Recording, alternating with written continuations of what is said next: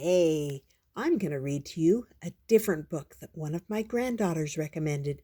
This is The Princess in Black and the Perfect Princess Party.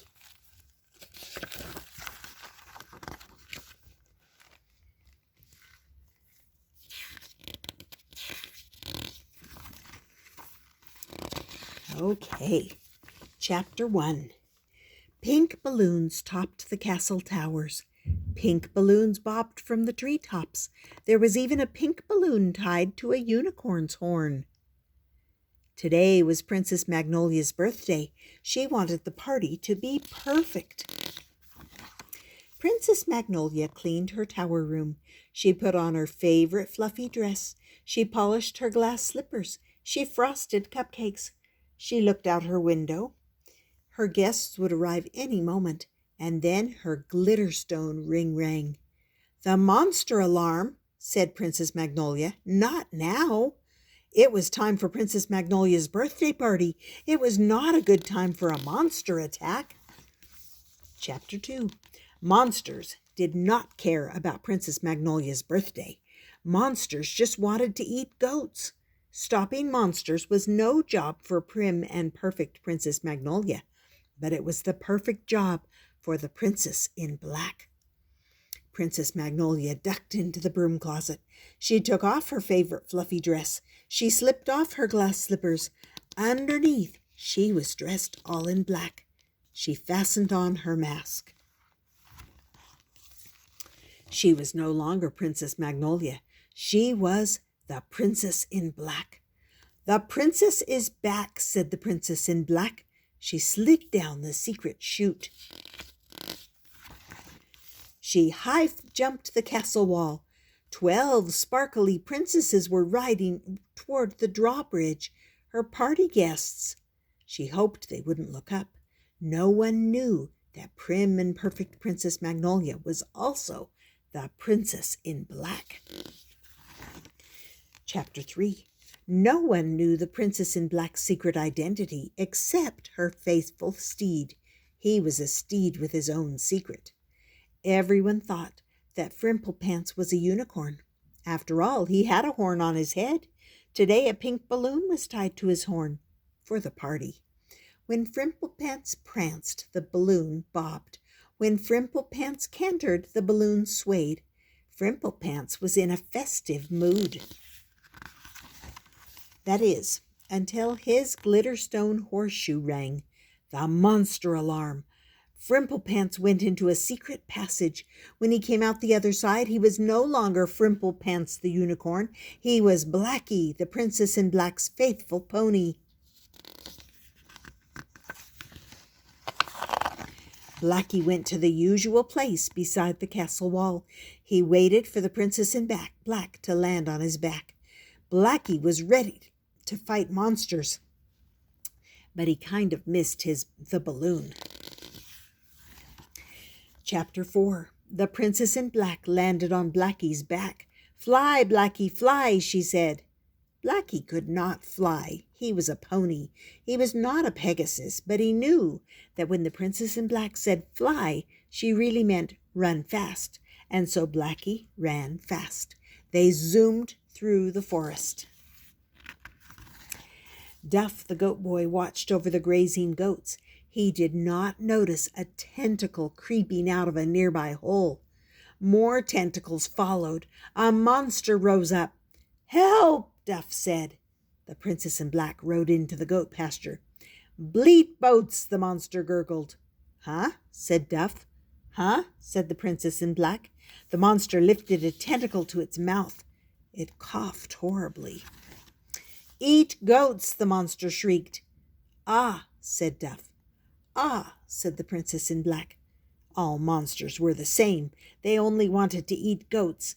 They did not care about a princess's birthday. The Princess in Black pushed a switch on her scepter. It turned into a staff. "Behave, beast," she shouted. "Back to Monsterland." "No, eat goats," it said. So the tentacled monster and the Princess in Black waged battle. Frimple flip, royal wrangle, tiara trip, Tentacle tangle. Ooh. The monster went back into the hole. They always did, eventually. Hooray, said Duff. The princess in black waved. She and her pony raced back to the castle. Moments later, Princess Magnolia came out of the broom closet. Her hair was a little messy. She ran down the stairs. She opened the castle doors. Happy birthday, shouted the 12 sparkly princesses. Chapter 5. Princess Magnolia was having a wonderful time. The sandwiches were delicious, the tablecloths were fancy, the princesses were delightful. It was a perfect party. Open the presents, said Princess Snapdragon. Yes, do, said the other 11 princesses. Princess Magnolia clapped her hands. She could hardly wait. Oh, thank you, she said. Presents make a party particularly perfect. Just then, her glitterstone ring rang. It was time to open presents. It was not a good time for a monster attack. What is that ringing noise? Asked Princess Snapdragon. It's an alarm, said Princess Magnolia. She couldn't tell them that it was a monster alarm. Then they might guess that she was the Princess in Black. No one knew she was the Princess in Black, except Blackie, of course. That alarm means it's time for a game, said Princess Magnolia. Yay, said Princess Bluebell. What game shall we play? How about hide and seek, said Princess Magnolia. Not it. Princess Tulip was it. She counted. The princesses sneaked away. Princess Honeysuckle hid under a table. Princess Crocus hid behind the bathroom door. Princess Magnolia hid in the broom closet. Chapter 6. Hide and seek made Princess Sneezewort nervous. She was not afraid of hiding. She was afraid of never being found. Princess Sneezewort blended in with the drapes. Princess Sneezewort blended in with the table lamps. Princess Sneezewort blended in with the rug. Princess Tulip walked by, but she did not notice Princess Sneezewort. Princess Sneezewort sighed. She was lonely. The rug wasn't very good company. She had seen Princess Magnolia hide in the broom closet. She would follow. At least then she wouldn't have to hide alone. Princess Sneezewort opened the closet. There was Princess Magnolia's fluffy dress. There were her glass slippers. But there was no Princess Magnolia. That's curious, said Princess Sneezewort. Where did she go? Chapter 7. The Princess in Black was back in the goat pasture. Normally, fighting monsters was a pleasant way to pass an afternoon, but today she wanted to open presents. Behave, beast, she said. No, eat goats, said the scaly monster. The Princess in Black sighed. Monsters could be so exasperating. When would they learn? She would not let them eat the goats.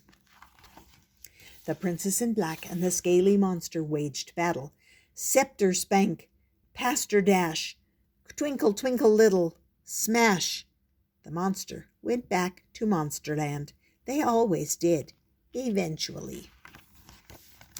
The Princess in Black raced back to the castle. She crawled back up the chute. She pulled on the fluffy dress. She slipped on the glass slippers. Where did you come from? Said a voice. Princess Magnolia froze.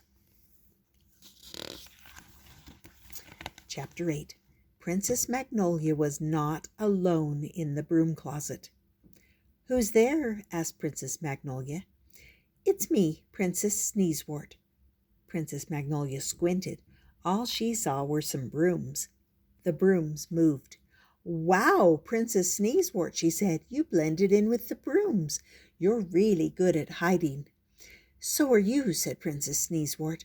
I've been in this closet for an hour. I saw your dress. I didn't think you were in it. The closet door opened. I found you, said Princess Tulip. You two are good hiders. I checked this closet 3 times. "That is curious," said Princess Sneezewort. Chapter 9. "Shall we do presents now?" asked Princess Molly. "We really should," said Princess Euphoria. "Presents make a party particularly perfect." "Oh, goody," said Princess Magnolia. There was a ringing sound. "What is that noise?" asked Princess Orchid. "It's the alarm again," said Princess Magnolia. She sighed. It's time for the races." The princesses went outside. The princesses mounted their mounts. Ready, set, go! Princess Magnolia and her unicorn, Frimplepants, won the first race. Princess Sneezewort and her pig, Sir Hogswell, came in last. There was a second race. Princess Bluebell and her Pegasus, Jollybuck, won. Princess Sneezewort and Sir Hogswell came in last. There was a third race. Princess Zinnia and her stag, Santa Bear, won. There was a fourth race. Princess Apple Blossom and her antelope, Ed, won. Princess Sneezewort was always last. Sir Hogswell did not believe in races. Sir Hogswell did not believe in speed. Sir Hogswell believed in dinner, dessert, and a good night's sleep.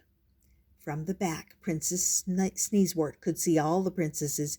She could see all their mounts, but she could no longer see Princess Magnolia and Frimplepants. There was a fifth race. This time, Princess Magnolia came in last. She rode up behind Princess Sneezewort. Her hair was messy. Her glass slippers were on the wrong feet. "That is curious," said Princess Sneezewort. Chapter 10.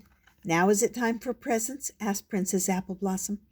"I hope so," said Princess Magnolia, "because presents make a party—" The ringing noise interrupted her. "Another alarm?" asked Princess Sneezewort. "Yes," Princess Magnolia frowned. "It's time to do the maze. We can open presents after, I promise." The princesses entered the garden maze. Princess Sneezewort got lost. She thought she would be the last one out.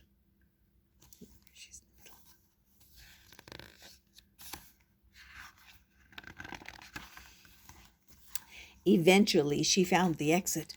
11 princesses were waiting, but one more was still in the maze.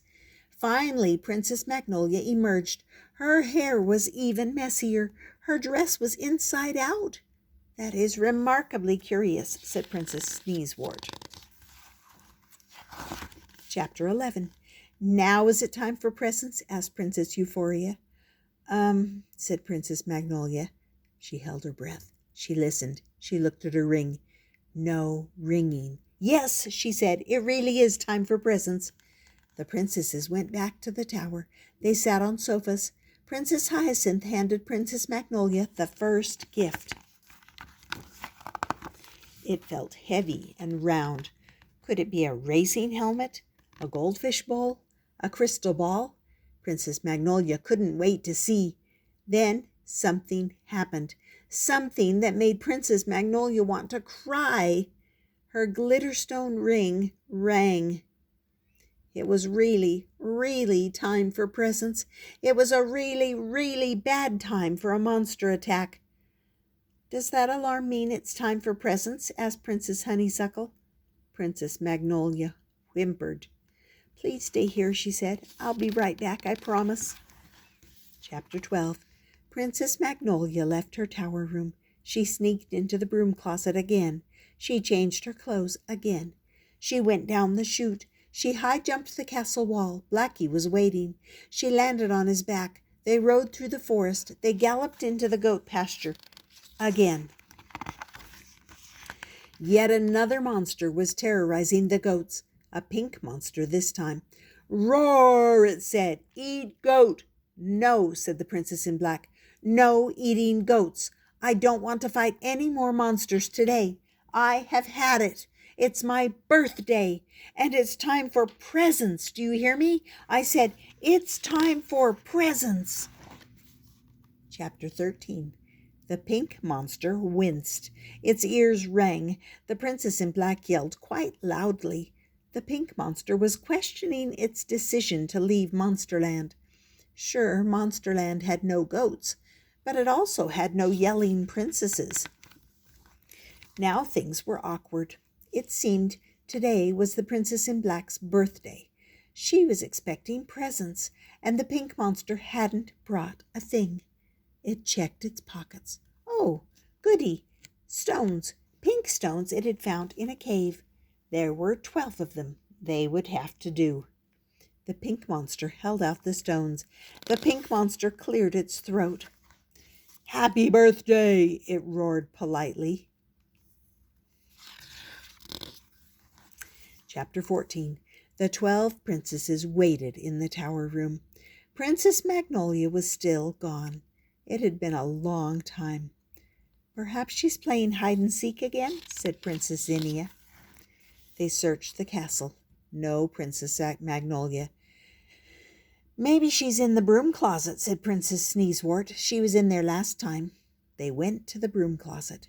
Princess Sneezewort reached for the door handle. Just then Princess Magnolia came out. Her hair was extremely messy. Her dress was inside out and backward. One of her glass slippers was missing. "Princess Magnolia, you keep disappearing," said Princess Sneezewort. "Every time it's time for presents." "I do," said Princess Magnolia. "Yes, you do," said Princess Sneezewort. "Don't you want presents?" "Where do you keep going?" Princess Magnolia looked down. Her hands were full of stones. She held them up. "To get presents for you," she said. "After all, presents make a party particularly perfect." She handed out the stones. There was one for each princess. They were clear and pink and very pretty. "They're perfect," said Princess Sneezewort. "Absolutely perfect." And it was. The company, the games, the gifts. It was the most perfect party Princess Magnolia had ever had. And there's Princess Magnolia. And that was called The Princess in Black and the Perfect Princess Party. I hope you enjoyed that. I hope you subscribe and come back often. And there will be more of these Princess in Black books. So keep an eye out for them. And they'll have a playlist. All right, we'll see you next time on Stories with Grandma.